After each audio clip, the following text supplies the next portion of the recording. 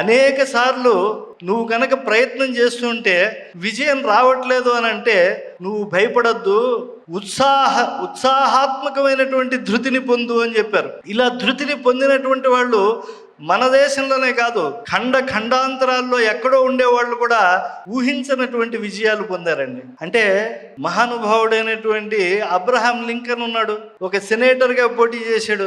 తర్వాత ఆయన ఏ రకంగా అక్కడ ఉండేటువంటి వివిధ స్థాయిల్లో ఆయన పోటీ చేస్తున్న ఓడిపోతూనే ఉన్నాడు. కానీ ఏ రోజు కూడా ఆయన వెనక్కి తగ్గలేదు. చివరికి అమెరికాకు ఆయన ప్రెసిడెంట్ అయ్యాడు. ప్రెసిడెంట్ అయిన తర్వాత ఆయన చెప్పినటువంటి గొప్ప విషయం ఏంటంటే ఈ యొక్క ప్రజాస్వామ్యాన్ని నిర్వచించాడు. By the people for the people అని చెప్పి ఈ రోజు కూడా ప్రజాస్వామ్యాన్ని కోరుకునేటువంటి ప్రతి ఒక్కడి నాలుక పైన ఒక స్వేచ్ఛా మంత్రంగా ఉపయోగపడేటువంటి మాట చెప్పాడు. కాబట్టి మనము చేసేటువంటి పనులలో ఏదో లోపం ఉందనుకోవాలి, కానీ విజయం వైపు లక్ష్య శుద్ధితో మనం ధైర్యంతో సాగుతూ ఉంటే నైపుణ్యాన్ని మెరుగుపెట్టడంలోనే మనం చూపించాలి.